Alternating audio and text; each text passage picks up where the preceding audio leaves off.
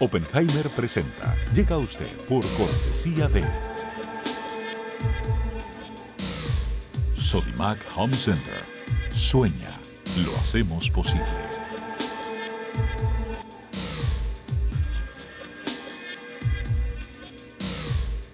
Gin Group, líderes en administración integral de capital humano. Estudia en Argentina. Carreras acreditadas internacionalmente. Residencia universitaria. Aranceles a tu alcance. UADE, una gran universidad. Arcos Dorados.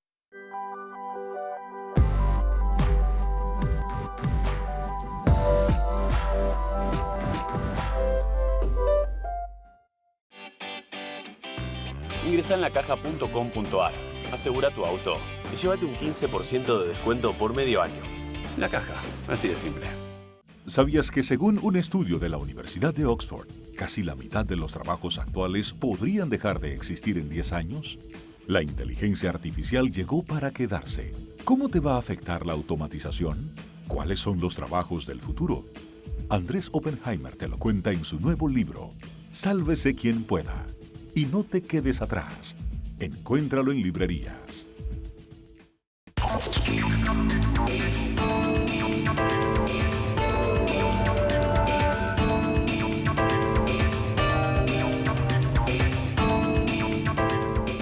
Hola, ¿qué tal? ¿Cómo les va? Soy Andrés Oppenheimer. Gracias por estar con nosotros. Hoy vamos a tener un programa muy variado. Vamos a hablar de temas que están causando gran inquietud en Sudamérica, en México y en toda la región.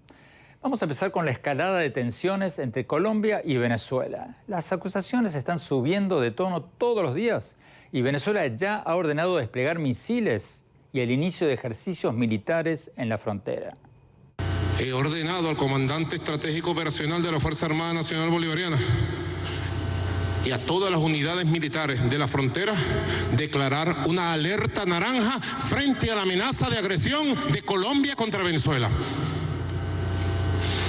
E iniciar, con motivo de los 14 años y las actividades conmemorativas de los 14 años del Comando Estratégico Operacional de la Fuerza Armada Nacional Bolivariana, iniciar el 10 de septiembre hasta el 28 de septiembre los ejercicios militares, soberanía y paz en toda la frontera occidental de Venezuela.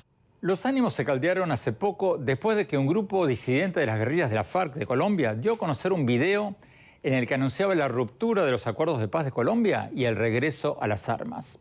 El presidente de Colombia, Iván Duque, denunció inmediatamente que el video de los guerrilleros había sido filmado en Venezuela, en territorio venezolano, y que el gobierno de Nicolás Maduro estaba apoyando activamente a los guerrilleros de la FARC. Colombia no acepta amenazas de ninguna naturaleza y mucho menos del narcotráfico.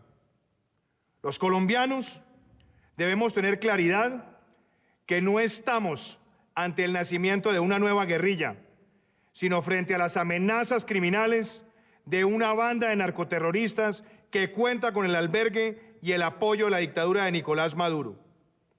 No caigamos en la trampa de quienes hoy pretenden escudarse detrás de falsos ropajes ideológicos para sostener sus andamiajes delictivos.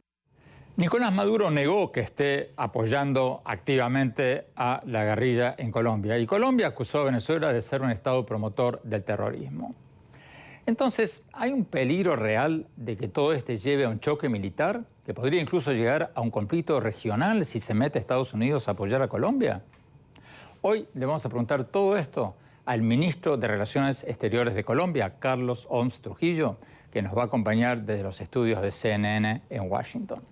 Y en nuestros estudios aquí en Miami vamos a tener un analista militar de primer nivel, el doctor Frank Mora, ex subsecretario adjunto de Defensa de Estados Unidos para el hemisferio occidental y director del Centro para América Latina y el Caribe de la Universidad Internacional de la Florida.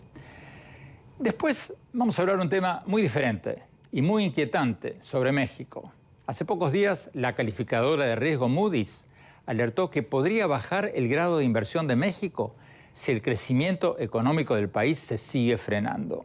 El crecimiento económico de México se ha desacelerado desde que se inició el gobierno de izquierda del presidente Andrés Manuel López Obrador. Y según Moody's, esta agencia calificadora, esto podría costarle el grado de inversión que es, en otras palabras, la calificación que miran muchos inversionistas antes de poner su dinero en un país. ¿Se justifica eso o no? Hoy vamos a tener con nosotros a la encargada de México de Moody's, Ariane Ortiz Bollín, vicepresidenta de riesgo soberano de la agencia calificadora, que nos va a acompañar desde nuestros estudios en Nueva York. Le vamos a preguntar qué posibilidades hay de que México realmente pierda su grado de inversión, cuándo podría ocurrir eso y qué impacto podría tener sobre el país, sobre la gente. Y finalmente vamos a ir a Ginebra, a Suiza, donde se está celebrando la sesión anual del Consejo de Derechos Humanos de las Naciones Unidas. Vamos a hablar allí con el doctor José Miguel Vivanco, director para las Américas de la Organización de Derechos Humanos Human Rights Watch, que está allí, en Ginebra, para hablar ante el Consejo de Derechos Humanos sobre Venezuela, Nicaragua y varios otros países. Le vamos a preguntar muy en especial sobre algo de lo que escribí en estos días en el Miami Herald y que parece muy extraño, por no decir surrealista. Parece ser que Venezuela, o mejor dicho, el gobierno de Nicolás Maduro, va a ser electa para un asiento en el Consejo de Derechos Humanos de la ONU. ¿Escucharon bien? En el Consejo de Derechos Humanos de la ONU. Eso a pesar de las denuncias de violaciones a los derechos humanos en ese país de la propia alta comisionada de Derechos Humanos de la ONU, Michelle Bachelet. Vamos a preguntarle a Vivanco si eso efectivamente está por ocurrir y cómo se explica. Bueno, empecemos directamente con la escalada de tensiones entre Colombia y Venezuela. Vamos a la entrevista que le hicimos hace pocas horas al ministro de Relaciones Exteriores de Colombia, Carlos Holmes Trujillo. Hablamos con él durante su visita a Washington. Veamos lo que nos dijo.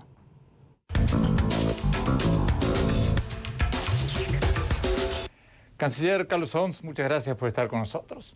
Antes de preguntarle sobre esta escalada de acusaciones entre Colombia y Venezuela, quisiera preguntarle sobre su visita a Washington. ¿Está relacionado con los ejercicios militares de Venezuela en la frontera? ¿Por eso está en Washington? No.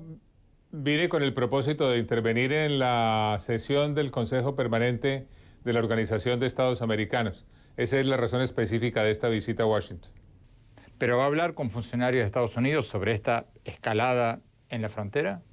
Hemos estado conversando con funcionarios del gobierno americano de manera constante y en forma regular, de manera que la razón concreta de esta visita tiene que ver con la OEA y con el propósito de dar a conocer a los miembros de la organización lo que está sucediendo en Colombia a raíz del régimen dictatorial de Maduro. Ustedes, canciller, Colombia ha culpado a Venezuela de amparar a las guerrillas de la FARC que han retomado las armas. Pero, ¿usted cree que Venezuela tolera a estas guerrillas de la FARC o que las están apoyando activamente, que son dos cosas diferentes? Las tolera, las apoya, las recibe, las invita y eso no es nuevo, Andrés. Eso se está presentando desde hace muchísimo tiempo. No es sino repasar históricamente lo que ha sido la actitud del régimen inicialmente de Chávez y posteriormente de Maduro frente a estos grupos armados ilegales para que se vean con toda claridad las evidencias del favorecimiento de ese régimen a organizaciones terroristas. ¿Cuáles son las evidencias concretas hasta el momento?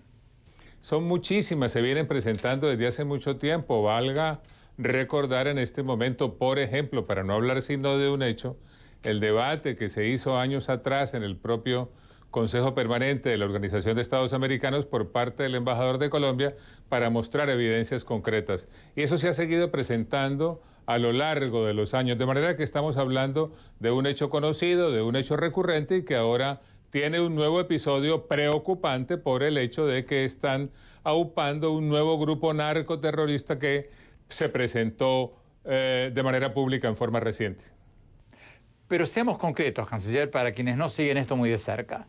¿Qué evidencias hay? La revista Semana publicó en estos días documentos que, según dice la revista, son de la inteligencia venezolana que probarían el apoyo de Venezuela a la FARC.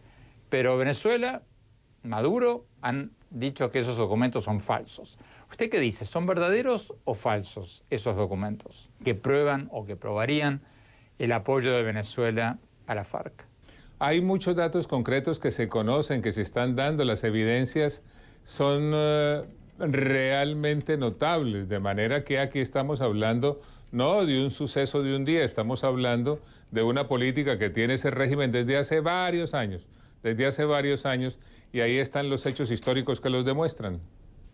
Bueno, pero, perdóname que insista, concretamente, ustedes dicen que el video, por ejemplo, el video en que los guerrilleros de la FARC anuncian que están retomando las armas, ustedes dicen que ese video fue grabado en Venezuela. ¿Qué evidencia hay de eso?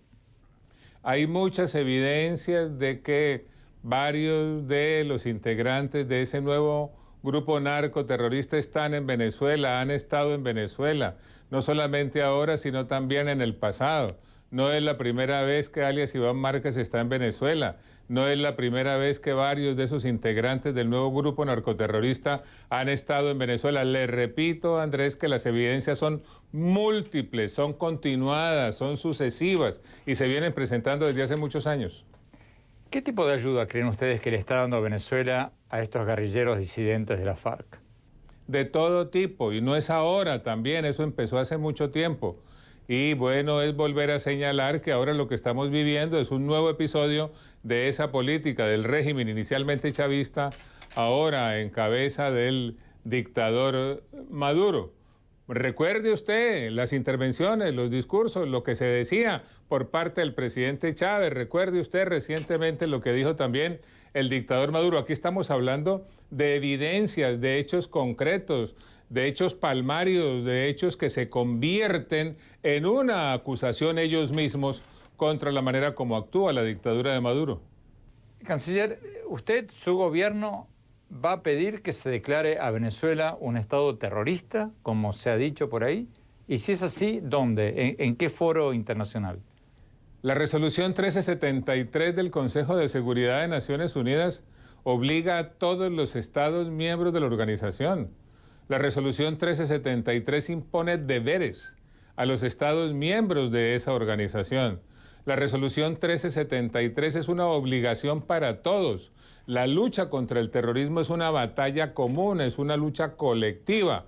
Y naturalmente, quien viole los términos de esa resolución se somete a las acciones que toman individualmente los estados miembros de la Organización de Naciones Unidas, de manera que la denuncia se hará en el marco de la Organización de Naciones Unidas.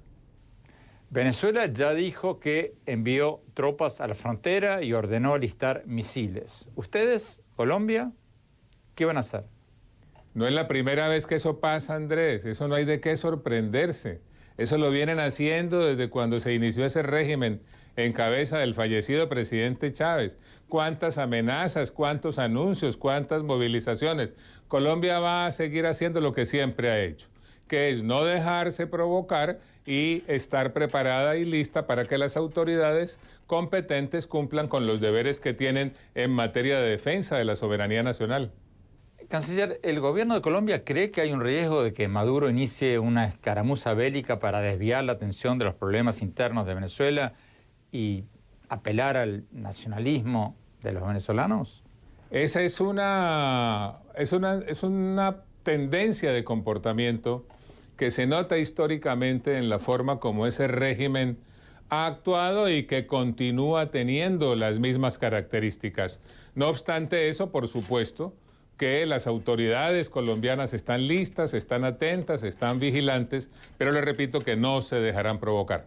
Finalmente, Canciller, ¿bajo qué circunstancias enviaría Colombia más tropas a la frontera con Venezuela? Colombia siempre hace uso de la fuerza legítima del Estado dentro de su territorio.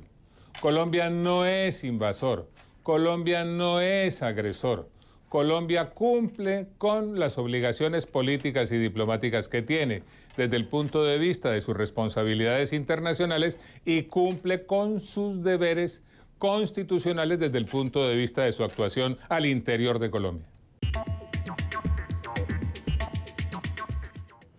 Tenemos que ir a un corte. Cuando volvamos vamos a analizar lo que nos dijo recién el canciller de Colombia y después vamos a hablar de México, el riesgo de que México pierda su grado de inversión. Y más tarde, Venezuela y el Consejo de Derechos Humanos de las Naciones Unidas. No se vayan, ya volvemos.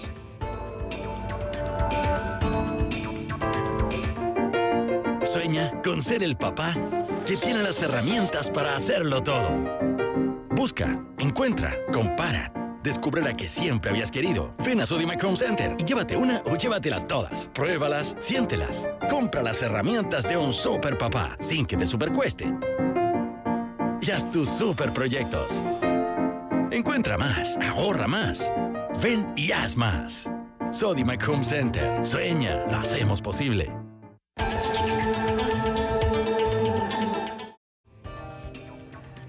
Gracias por seguir con nosotros. En el bloque anterior, el canciller de Colombia, Carlos Homs Trujillo, nos decía que esta escalada de tensiones entre Colombia y Venezuela no va a llevar a un conflicto armado, según él. Pero, ¿será cierto? ¿O siempre hay un riesgo de que haya una escaramuza en la frontera y que en medio de este clima de acusaciones mutuas se produzca un enfrentamiento militar y, bueno, y quizás hasta un conflicto regional?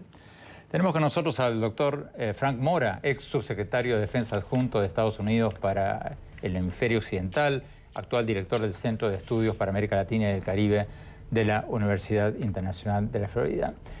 Doctor Mora, bueno, usted escuchó recién lo que nos decía el canciller. ¿Usted le cree a él cuando dice que no, tranquilos, no va a haber un conflicto militar? ¿Es creíble eso o están tratando de...? Yo creo que es creíble. O sea, siempre existe la posibilidad de un accidente cuando hay las tensiones que hay en este momento, no solo el discurso del presidente y del canciller colombiano, pero por supuesto del dictador Maduro también. Estas movilizaciones de tropas a la frontera, puede siempre ocurrir algo, pero yo no creo eso posible o viable. Primero porque no creo que es muy riesgoso para Maduro entrar en un conflicto con Colombia, porque así puede traer la atención de Estados Unidos y otros... Bueno, pero a ver, déjeme jugar al abogado del diablo. A Maduro, ¿acaso no le convendría desviar la atención de un país donde el salario mínimo ha caído a $2 por mes? Y viceversa, Colombia. Colombia puede seguir aguantando esta ola de refugiados. 1.400.000 ya van de refugiados venezolanos en Colombia. O sea, no puede ser que Colombia diga, esto ya no da más, tenemos que hacer algo, atraer a Estados Unidos de alguna manera, porque así no podemos seguir. No, primero, yo no creo que Estados Unidos va o está interesado en una intervención militar en Venezuela. Segundo, yo creo que es muy riesgoso para Maduro una intervención o un conflicto regional, porque le puede costar el poder, y eso es lo que le interesa a él. Estos discursos de Maduro son bravuconadas para desviar atención, eso sí, pero no creo que un conflicto sería viable para él internamente para mantener el poder, porque puede en ese momento atraer la atención de Estados Unidos y otros para un conflicto en Venezuela. Pero usted recién decía que Estados Unidos no va a intervenir. No va a intervenir, pero en la mente del venezolano, o en este caso de Maduro, puede que esto sea el disparo que puede traer a Estados Unidos. Tampoco lo creo, pero ese es el cálculo que él debe de hacer si es que se quiere mantener en el poder. Pero doctor Mora, usted trabajó en el Pentágono, conoce los ejércitos. ¿Qué diferencia hay entre el ejército colombiano y el venezolano? ¿Cuál es más fuerte? ¿Cuál está mejor preparado? En este momento son los colombianos. O sea, los colombianos tienen una capacidad de infantería, de inteligencia y de todas otras capacidades mucho más que tiene Venezuela en este momento. Las Fuerzas Armadas de Venezuela son un esqueleto de lo que eran 10 o 15 años atrás. No tienen el armamento para ni siquiera desplegar. Vamos a ver si llegan a la frontera. Han habido momentos anteriores donde el Maduro o antes Chávez dice, voy a desplegar tanques, y los tanques no llegan a la frontera porque no tienen gasolina, porque no tienen parte de respuesta, etcétera. Pero supuestamente no era que Colombia tenía más experiencia porque están luchando un conflicto interno desde hace décadas con las guerrillas, están más entrenados, pero Venezuela tiene aviones supersónicos soviéticos, exsoviéticos, rusos, armas, misiles. La mayoría sin parte de respuesta para poder volar. O sea, para poder volar esos tipos de aviones tienes que entrenar en esos aviones. Y en este momento no están entrenando. Está totalmente politizada las Fuerzas Armadas. No tiene la misma capacidad que quizás tenían en algún momento dado. O sea, ¿usted cree que si hubiera una escaramuza, Colombia se come vivo Colombia, Venezuela? Pero también tiene un costo para Colombia, porque Colombia no puede sostener un conflicto por mucho tiempo con otro país. Yo creo que la posibilidad, y esto más interesante, Andrés, es la posibilidad, no estoy diciendo que es probable, de una especie de operación militar como que vimos con Raúl Reyes en Ecuador, para pegarle a estos individuos, a estos FARC disidentes que están en Venezuela, como manera de neutralizarlos. O sea, eso es una posibilidad. Una operación comando quirúrgica directa de unos minutos y salir. Eso es una posibilidad, no estoy diciendo que es probable, pero eso es mucho más posible que un conflicto regional. Bueno, cuando uno habla de un conflicto regional, uno se imagina soldados, Marines de Estados Unidos. Supongamos que eso no esté no ocurra. ¿Pero un bloqueo naval, por ejemplo, de Estados Unidos? Sería posible, pero eso requiere de bastante capacidades de la Armada de Estados Unidos que tendrían que desplegar de otros sitios donde están, por ejemplo, en el Mar Sur de China, en Corea del Norte, en el Golfo Pérsico. ¿No pueden mandar un portaaviones de Estados Unidos? Necesitan más de un portaavión, es posible, pero eso es una decisión que tiene que ser la Casa Blanca. ¿Cuál es más importante? ¿Cuál es la prioridad estratégica? ¿El Golfo Pérsico o Venezuela? ¿Y cuál va a ser? Yo creo que la Casa Blanca siempre va a escoger el Golfo Pérsico, el Mar Sur de China, Corea del Norte, la OTAN. Esos son escenarios de conflicto en Estados Unidos y Venezuela, por lo menos en Washington o en el Pentágono, mejor dicho, Venezuela no está dentro de esos prioridades. Finalmente, doctor Mora, la salida del ex asesor de Seguridad Nacional, John Bolton, un duro, de línea durísima del gobierno de Trump, despedido o renunciado, como querramos, aquí según a quien querramos creerle, ¿qué impacto va a tener sobre Venezuela? Yo no creo que va a tener mucho impacto. Quizás los tweets que enviaba Bolton amenazando a la dictadura constantemente, probablemente eso va a terminar, pero creo que la postura de sanción contra Venezuela, la postura o la insistencia de sacar a Maduro y compañía del poder, yo creo que eso se va a mantener. La retórica puede que cambie, pero indiscutiblemente yo creo que Estados Unidos en algún momento va a estar negociando de alguna manera, y lo está haciendo, creo, con la dictadura. ¿Negociando elecciones o negociando qué? Negociando una salida a la crisis. ¿Cómo eso luce? Yo no sé, pero ya llevamos muchos meses en esta crisis. Yo creo que se está convirtiendo o se puede convertir en una situación delicada política para la administración de Donald Trump. Vamos a ver, pero existe esa posibilidad. Estuvieron negociando a la cara o sin participación de Juan Guaidó y la coalición democrática. Doctor Frank Mora, muchísimas gracias. Tenemos que no corte. Cuando hablamos, vamos a hablar de México y el riesgo de que le quiten el grado de inversión a México. No se vayan, ya volvemos.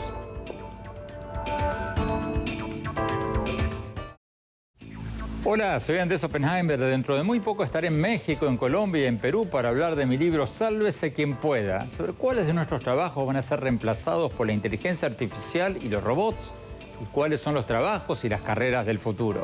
Espero verlos personalmente. No se vayan, ya seguimos con el programa. Gracias por seguir con nosotros. Antes de hablar de Venezuela, vamos a hablar de México. Hace pocos días, la agencia calificadora de riesgos Moody's alertó de que podría bajarle el grado de inversión a México si el crecimiento económico del país se sigue frenando.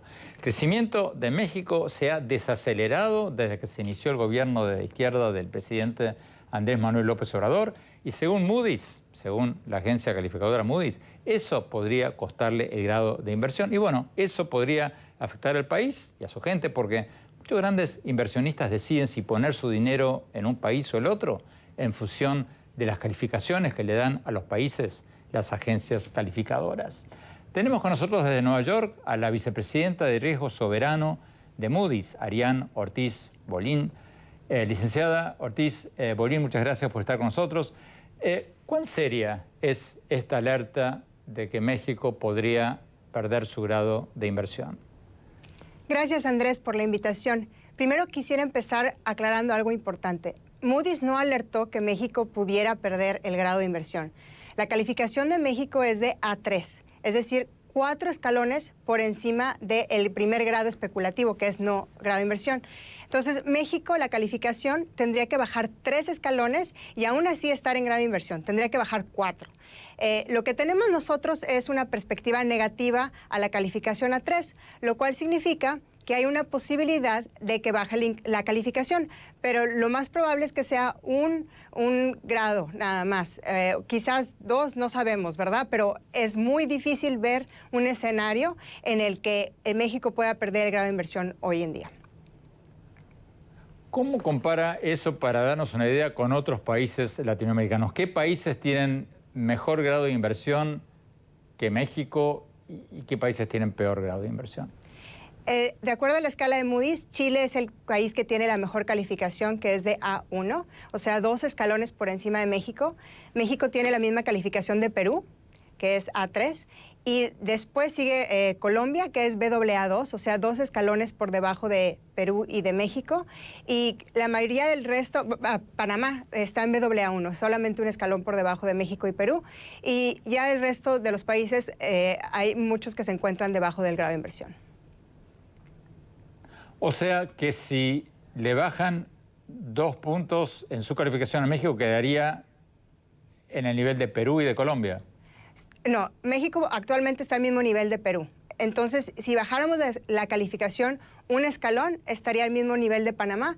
Si bajáramos 2 escalones, estaría al mismo nivel de Colombia. Pero todavía estaría 2 niveles por encima del grado de inversión. ¿Qué impacto podría tener esa baja de 1 o 2 escalones en la vida cotidiana de los mexicanos, en las finanzas del país? Bueno, la baja de calificación en sí no es un impacto. Lo que pasa es que es una información muy importante que utilizan los agentes económicos para tomar decisiones de inversión. Y manda la señal de que el país es ligeramente más riesgoso de lo que era antes. Entonces, incrementa el costo de la deuda del gobierno y puede también incrementar el costo de deuda de otros emisores en el mercado mexicano. Entonces, ¿cómo le puede impactar a una persona? Bueno, el costo de pagar la deuda del gobierno se incrementaría y eso hace que haya menos recursos para gastar en otras cosas. ¿Cuándo van a decidir eso ustedes? ¿Lo van a hacer este año, el año que viene? ¿Cuándo sería esa decisión? Nosotros tenemos normalmente un periodo de 12 a 18 meses desde que ponemos un cambio en perspectiva. Esto fue en junio del 2019. Entonces, estaríamos esperando tener una resolución de nuestra perspectiva más o menos a la mitad del 2020, en la primera mitad de 2020. Ahora, ustedes, si entendí bien, citaron como motivo de esta posible decisión que se esté frenando la economía mexicana. ¿Por qué se está frenando la economía mexicana cuando el presidente López Obrador había prometido durante la campaña crecimiento de 4% anual? ¿Qué está pasando, en 2 palabras? En 2 palabras, la inversión está muy baja y también el consumo no ha repuntado lo suficiente. Entonces, esto hace que el crecimiento esté 0.5% este año. Normalmente la economía en México crece alrededor de 2%. Entonces, el principal factor diría que es la inversión, tanto privada, pública, extranjera, doméstica, está muy baja. ¿Y cuál es el temor, Arián? ¿Qué temen ustedes? ¿Por qué piensan que no va a repuntar el año próximo y que habría un riesgo de que le bajen 1 o 2 escalones a la calificación de México? Creemos que hay varias señales de decisiones de política económica del gobierno que han sido mal recibidas por el sector inversionista y eso ha frenado la inversión. Hay gente que está esperando si va a haber cambios en el marco regulatorio de los sectores en donde están operando y están mejor esperando y no haciendo nueva inversión. Y esto está frenando la economía. Al mismo tiempo se avecina un entorno internacional complicado porque Estados Unidos puede ser que desacelere y eso también impacta las exportaciones mexicanas. Otro factor es que el consumo en México, si bien ha habido una confianza del consumidor casi en niveles históricos después de que triunfó López Obrador, eso no se ha traducido en mayor consumo. Y aunado a esto, el gobierno ha ejecutado mucho menos de lo que tenía programado en su gasto. Entonces, la inversión pública tampoco está contribuyendo a la economía. Si uno junta todos estos factores, la economía va a crecer de nuevo, 0.5% en vez de un histórico de 2%. Muchas gracias, Arián. Tenemos que ir a un corte. Cuando volvamos, vamos a Ginebra, Suiza, donde acaba de empezar la sesión anual del Consejo de Derechos Humanos de la ONU. Vamos a hablar sobre los reportes de que Venezuela podría ser elegida para ocupar un asiento en el Consejo de Derechos Humanos de la ONU. Escucharon bien, el Consejo de Derechos Humanos. No se vayan, ya volvemos.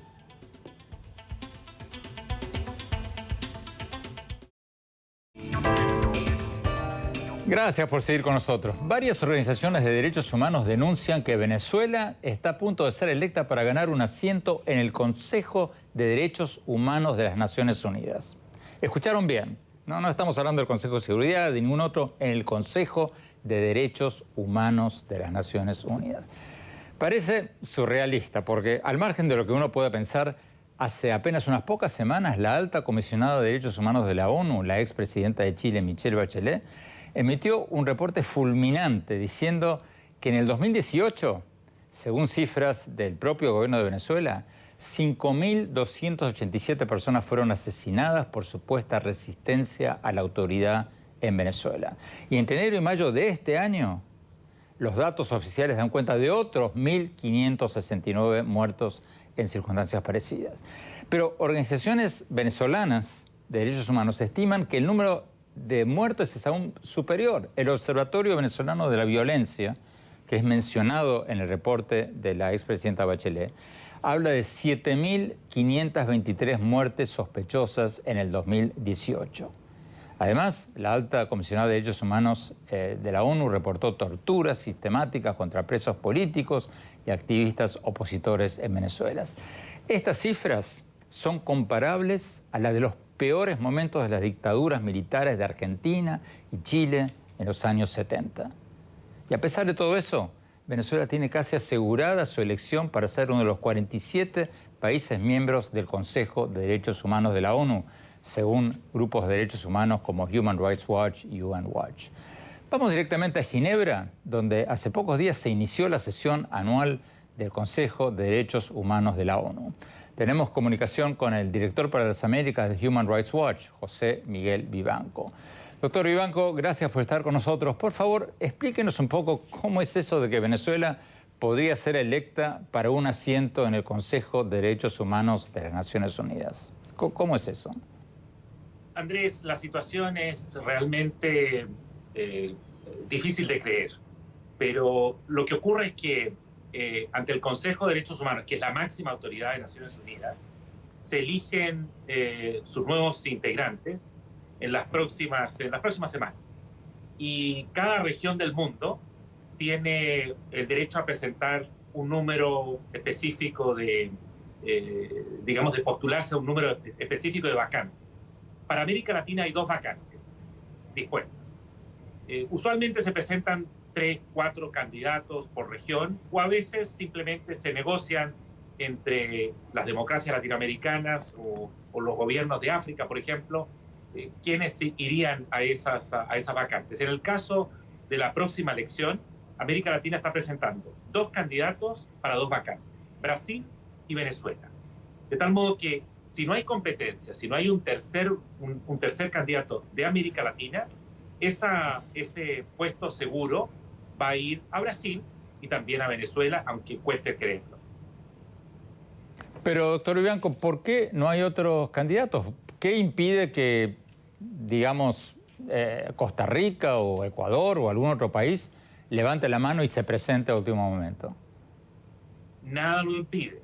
De hecho, justamente el esfuerzo que estamos haciendo, especialmente con el Grupo de Lima, que estimulen a un tercer país a presentarse. Y así, por ejemplo, las 57 democracias del mundo que rechazan a Maduro y que no lo reconocen como el gobierno legítimo de Venezuela, vuelquen su apoyo, a esa tercera opción y no se vean obligados a simplemente elegir entre 2 candidatos de América Latina para dos vacantes. Esta es una situación realmente que es difícil de creer que estemos enfrentados a un resultado prácticamente seguro para Venezuela. Y la única explicación que se me ocurre es que Brasil, que es el otro candidato, no quiera que se presente una tercera opción. Y la razón sería debido a que Brasil pueda temer que si se presenta una tercera opción, Brasil pierda esa opción y resulte siendo elegido Venezuela, al igual que Ecuador o Costa Rica, y Brasil por la mala reputación que tiene Bolsonaro a nivel internacional, resulte más atrás, quede con menos votos que nada menos que el propio Maduro en Venezuela. Pero rápidamente, doctor Vivanco, porque tenemos que ir a un corte. Hablé con diplomáticos brasileños, me dijeron que no es así, que Brasil no está impidiendo, que al contrario, que quieren un tercer país. Supongamos que en estos días salga un tercer país voluntario, Costa Rica, Ecuador, quien sea. ¿Hay tiempo para conseguir los votos? Porque los votos, tengo entendido, tiene que venir de la Asamblea General de las Naciones Unidas. Hay que hacer cabildeo en África, en Asia. ¿Hay tiempo? ¿Se puede o es difícil? No es fácil porque estamos contra el reloj, pero si hay un bloque tan importante como el Grupo de Lima, que son las democracias, principales democracias latinoamericanas, las que hacen campaña por esta tercera opción, y para eso obviamente hay que hacer campaña a nivel de todos los miembros de la Asamblea General de Naciones Unidas, quienes votarían en las próximas semanas. ¿Es aún posible? Sí es posible. Lo otro, el quedarse de brazos cruzados, le da el triunfo seguro, nada menos que a Maduro, que dirige una dictadura que promueve y practica violaciones a derechos humanos de un modo sistemático y generalizada. Sin embargo, nada menos que ese gobierno estaría ocupando por la inacción, la negligencia de las democracias latinoamericanas un puesto en el Consejo de Derechos Humanos de Naciones Unidas. Tenemos que ir a un corte rápido, doctor Vivanco. Quédese con nosotros. Queremos preguntarle sobre si se está hablando algo en el Consejo de Derechos Humanos ahí en Ginebra, sobre Nicaragua, sobre la crisis, la separación de familias en la frontera de Estados Unidos. Quédese con nosotros un segundo más. Ya volvemos.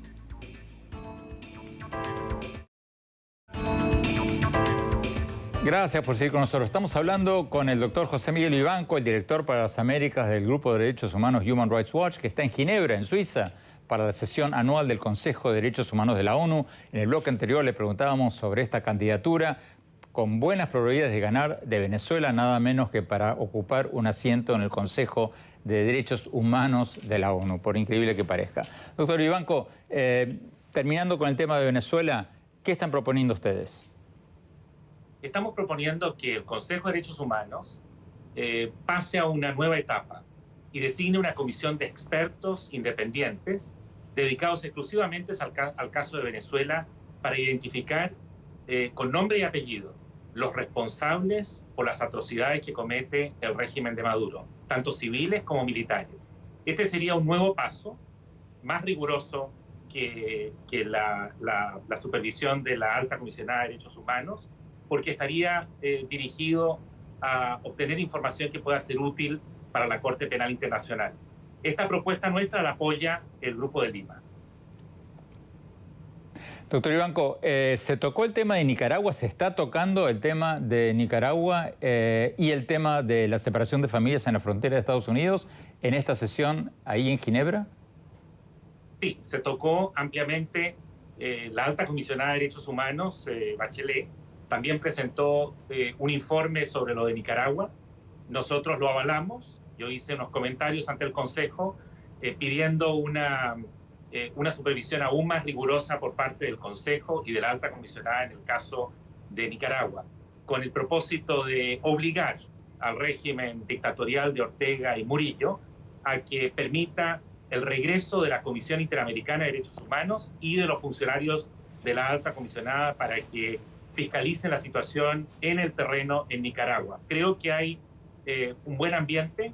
Sin embargo, debo reconocer, Andrés, que Venezuela captura toda la atención de los miembros del Consejo y por eso es que hay que hacer esfuerzos especiales para que Nicaragua no salga de la agenda. Me preguntas por lo de los niños y la separación de niños en la frontera, ¿sí? Adelante, nos quedan 30 segundos, por favor. Te lo respondo en 10 segundos.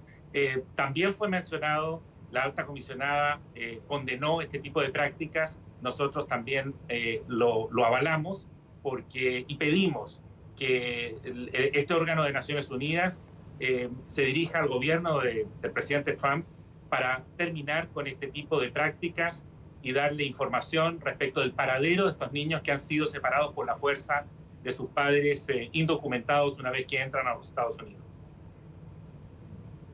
Doctor José Miguel Vivanco, muchísimas gracias por habernos acompañado. Tenemos que ir a un corte. Cuando volvamos, mi opinión sobre Venezuela y el Consejo de Derechos Humanos de la ONU. No se vayan, ya volvemos. Hola, soy Andrés Oppenheimer. Dentro de muy poco estaré en México, en Colombia y en Perú para hablar de mi libro Sálvese quien pueda, sobre cuáles de nuestros trabajos van a ser reemplazados por la inteligencia artificial y los robots, y cuáles son los trabajos y las carreras con más futuro. Espero verlos. No se vayan, ya volvemos con mis conclusiones. Muchas gracias por seguir con nosotros. Mi opinión sobre los temas que hablamos en los bloques anteriores es la probable elección de Venezuela al Consejo de Derechos Humanos de las Naciones Unidas. No es un chiste, escucharon bien. Todo parece indicar que Venezuela va a ser electa para ocupar una de las 47 bancas en el Consejo de Derechos Humanos de la OEA. No en el Consejo de Seguridad, en el Consejo de Derechos Humanos. Eso, a pesar de que la propia alta comisionada de Derechos Humanos de la ONU, la ex presidenta de Chile, Michelle Bachelet, emitió hace poco un reporte fulminante diciendo que en el 2018 fueron asesinadas 5.287 personas por supuesta resistencia a la autoridad. Y entre enero y mayo de este año, decía el informe de la expresidenta Bachelet, los datos oficiales de Venezuela dan cuenta de otros 1.569 muertos y organizaciones locales de derechos humanos de Venezuela se estiman que el número de muertos es aún superior. El Observatorio Venezolano de la Violencia, mencionado también en el reporte de Bachelet, habla de 7.523 muertes sospechosas en Venezuela el año pasado.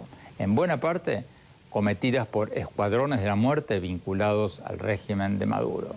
Y además denuncian torturas sistemáticas contra presos políticos y activistas opositores. Estas cifras son espeluznantes. Son comparables a las de los peores momentos de las dictaduras militares de Argentina y de Chile en los años 70. Y eso plantea varias preguntas. Primero, ¿cómo puede ser que el Consejo de Derechos Humanos de la ONU acepte como miembros a países como Arabia Saudita, China y Cuba, algunas de las dictaduras más cerradas del mundo? ¿Y cómo puede ser que ahora estén por elegir a Venezuela, que la propia alta comisionada de Derechos Humanos de la ONU, Bachelet, ha criticado por sus violaciones a los derechos humanos? Según nos explicaron hoy, hay solo 2 asientos vacantes para América Latina en este Consejo de Derechos Humanos de la ONU que funciona en Ginebra. Y solo hay 2 países que se postularon, Brasil y Venezuela. Y bueno, como la elección se hace en la Asamblea General de la ONU, con todos los países miembros de las Naciones Unidas, entonces Cuba y Rusia y China probablemente van a lograr juntar los 2/3 de los votos necesarios con países del Caribe, África y Asia para elegir a Venezuela. Y lamentablemente Estados Unidos, bajo el gobierno de Trump, ha perdido gran parte de su influencia internacional al haberse salido del Consejo de Derechos Humanos de la ONU, del Tratado Climático de París y varios otros organismos multilaterales. De manera que ninguna gran potencia mundial está montando una ofensiva diplomática seria para apoyar otra candidatura y derrotar a la candidatura de Venezuela. Y la otra pregunta, ¿dónde está la izquierda democrática latinoamericana? ¿Cómo puede ser que los países que se dicen de izquierda democrática critiquen con razón las violaciones de derechos humanos de las dictaduras de derecha, pero no lo hagan con las dictaduras de izquierda? ¿Cómo puede ser que se hagan los distraídos después del lapidario informe sobre los derechos humanos en Venezuela de la alta comisionada de derechos humanos de la expresidenta chilena Bachelet, del Partido Socialista, por cierto? ¿Dónde está la consternación del gobierno de México? ¿Dónde está la consternación del kirchnerismo en la Argentina, que tanto se ufana de defender los derechos humanos? Señores, señoras, chicos, chicas, seamos serios. Los derechos humanos son universales. Hay que criticar todas las violaciones de los derechos humanos, ya sea que vengan de la derecha o de la izquierda. Habría que proponer un tercer país democrático, una democracia con un buen récord de derechos humanos. Costa Rica, se me ocurre, por ejemplo, para que ocupe ese asiento que le quieren dar a Venezuela en el Consejo de Derechos Humanos de la ONU. Lo otro, que sea electa Venezuela, sería un chiste. Bueno, se nos acabó el tiempo. Los invito a visitar mi blog sobre política, sobre economía, innovación, tecnología, todo en el sitio web andresopenheimer.com. Si se registran ahí, les vamos a mandar por email mis últimas columnas y programas de televisión. Les recuerdo la dirección, es andresopenheimer.com. Y también los invito a seguirme en Twitter, en @OpenheimerA, y en mi página de Facebook, y ahora también en Instagram, en Andrés Oppenheimer Oficial. Gracias por habernos acompañado. Hasta la semana próxima.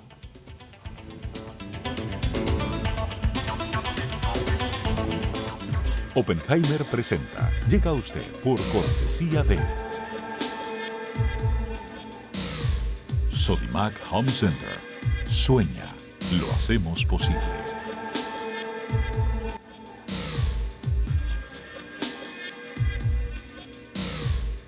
Gin Group, líderes en administración integral de capital humano. Estudia en Argentina. Carreras acreditadas internacionalmente. Residencia universitaria. Aranceles a tu alcance. UADE, una gran universidad. Arcos Dorados.